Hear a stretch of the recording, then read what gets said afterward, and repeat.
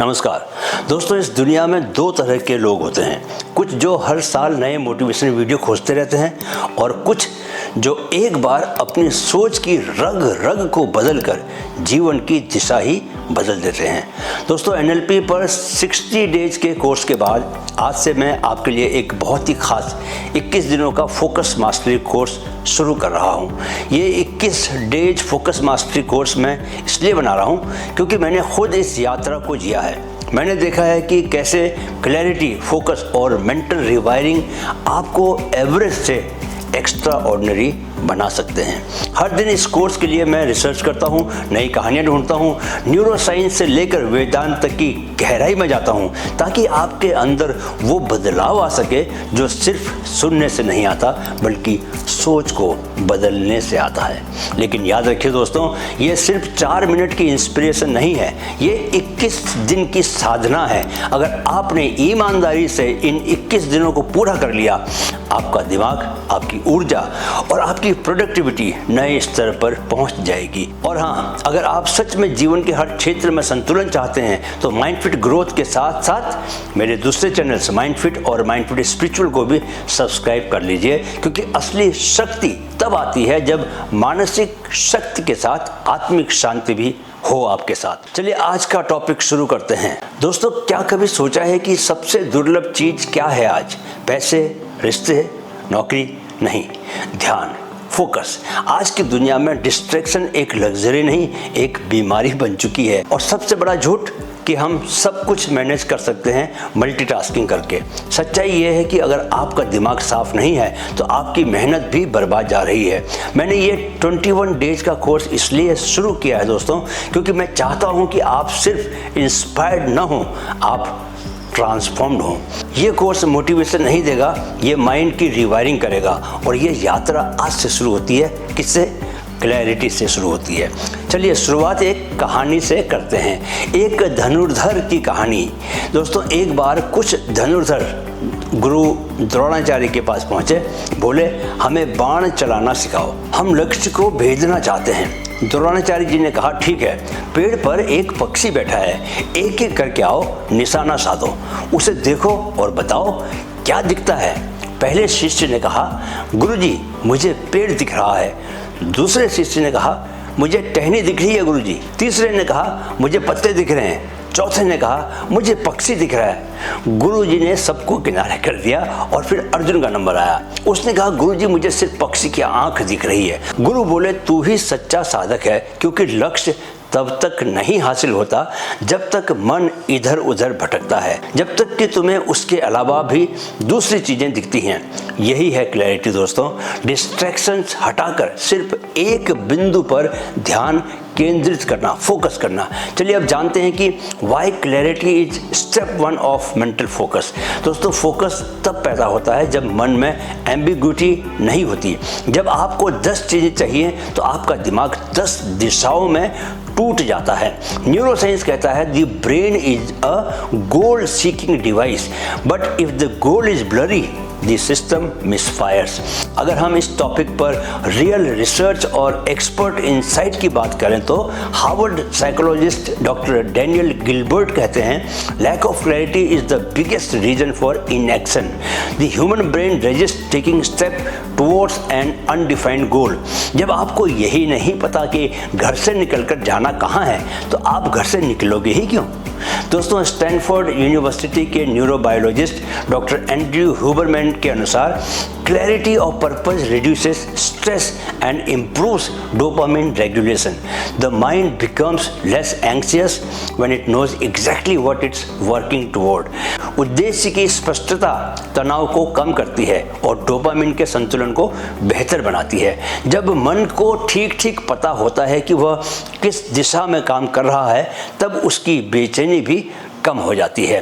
दोस्तों, अगर मैं अपनी बात करूं तो मैंने क्लैरिटी की कीमत तब जानी जब आर्मी से जर्नलिज्म की ओर मुड़ा। कन्फ्यूजन था, मन में बहुत ज़्यादा कन्फ्यूजन था, क्या ये रास्ता सही है? लेकिन एक दिन मैंने अपने आप से 3 सवाल पूछे। पहला, क्या मैं ऐसा जीवन जी रहा हूँ जो मुझे ऊर्जा देता है? दूसरा, क्या मेरा लक्ष्य दूसरों के जीवन को छूता है? तीसरा, क्या मैं रात को चैन की नींद सो पाता हूँ? जवाब साफ थे और वहीं से मेरी क्लैरिटी शुरू हुई और उसी क्लैरिटी ने मुझे NLP कोच, राइटर और स्पीकर बनने की शक्ति दी। रॉबिन शर्मा कहते हैं क्लैरिटी प्रीसीड्स मास्टरी। ऐसे ही टोनी रॉबिन्स भी बात करते हैं the difference between people who move fast and those who stay stuck is not resources, it's clarity. दोस्तों याद रखो कि अंधेरे में तीर चलाना बहादुरी नहीं, मूर्खता है। पहले लक्ष्य को देखो फिर निशाना लो। चलिए अब आप पूछेंगे कि गोल को लेकर क्लैरिटी लाएं कैसे, तो आपने 3 सवाल पूछने हैं। 3 क्वेश्चंस गोल क्लैरिटी एक्सरसाइज अपनी नोटबुक में लिखिए। पहला सवाल, मुझे असल में क्या चाहिए? वेग नहीं दोस्तों, स्पेसिफिक लिखिए। मत कहिए कि मैं सक्सेसफुल बनना चाहता हूँ, ये कहिए कि मैं अगले 12 महीनों में 1 लाख रुपए महीना कमाने लायक स्किल सीखना चाहता हूँ।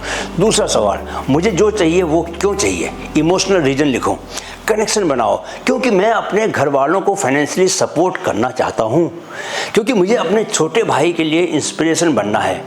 जैसे मेरे लिए आजकल मैं जो भी कर रहा हूँ दोस्तों, उसकी वजह है कि मुझे अपनी बेटी को अमेरिका से वापस भारत लाना है, उसका एजुकेशन लोन मुझे चुकाना है। याद रखो, जितनी इमोशनल वजह होगी उतने ही जोश और मेहनत से आप लक्ष्य को पाने के लिए काम करेंगे। तीसरा सवाल, कब तक चाहिए? टाइम बाउंड गोल, अगले 180 दिनों में पाइथन सीखकर फ्रीलांसिंग शुरू करूंगा, ऐसा लिख सकते हैं आप। इस साल के अंत तक 10 क्लाइंट्स हासिल करूंगा। मेरे लिए दोस्तों इसका जवाब है कि 2 साल में 10 करोड़ के टर्नओवर वाली कंपनी खड़ी करूंगा। 3 साल में माइंडफिट को 1 करोड़ युवाओं से जोड़ूंगा। दोस्तों इन 3 सवालों का उत्तर ही आपका पहला लेजर बीम है जो आपको फोकस देगा। Modern story, clarity behind success. चलिए सुनिए एलोन मस्क की क्लैरिटी की कहानी, जब सोच ने क्रांति पैदा कर दी।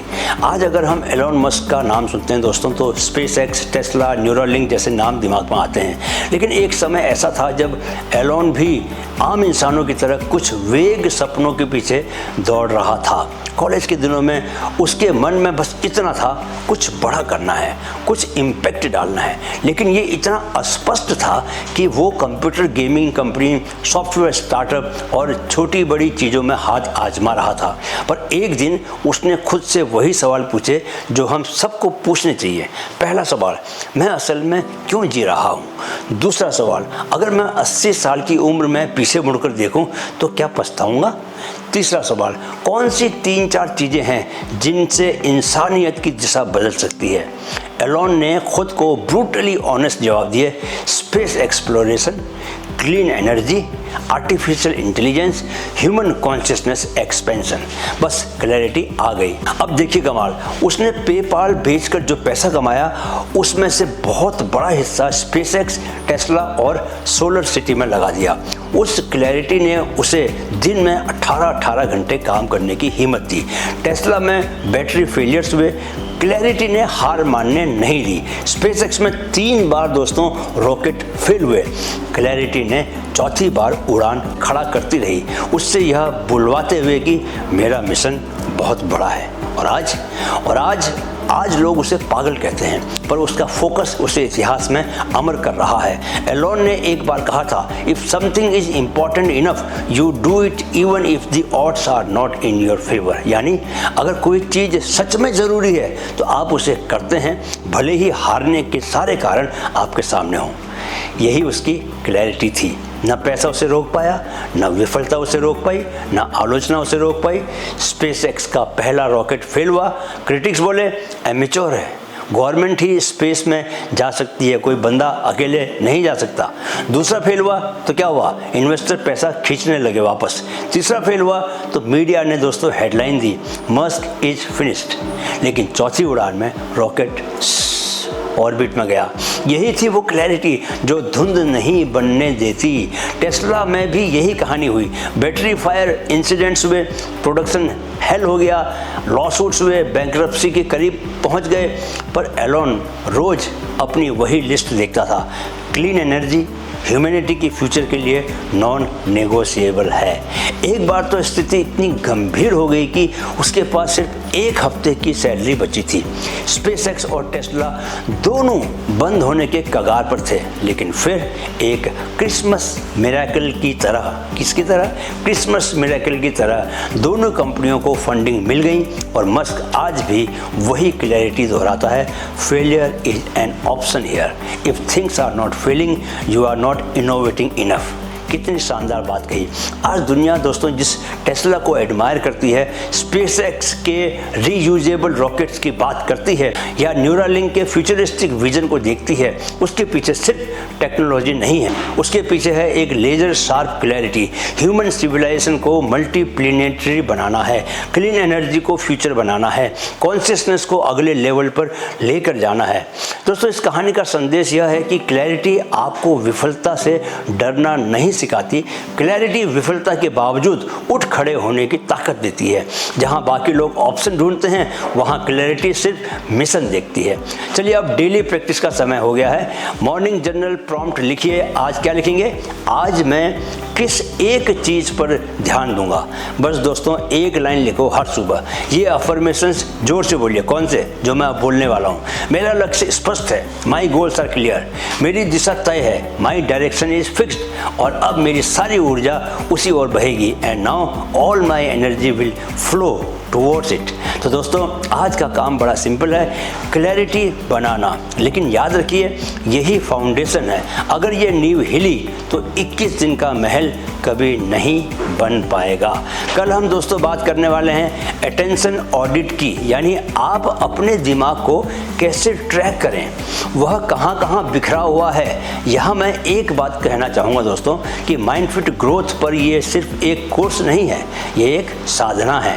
खुद को गंभीरता से लेना इस सफ़र की पहली शर्त है। अगर आप ही खुद को गंभीरता से नहीं लेंगे तो कोई दूसरा आपको गंभीरता से क्यों लेगा भला। तो मिलते हैं कल डे नंबर 2 में शाम को ठीक 7:30 बजे। ध्यान रहे क्लैरिटी ही असली शुरुआत है। अगर आप लाइफ में लेजर फोकस और रियल सक्सेस चाहते हैं तो ये 21 दिन का कोर्स मिस मत कीजिए। वीडियो देखने के लिए बहुत बहुत आभार। मेरे साथ कहें कि मन में है तो मुमकिन है। Keep learning, keep growing with MindFit. नमस्कार।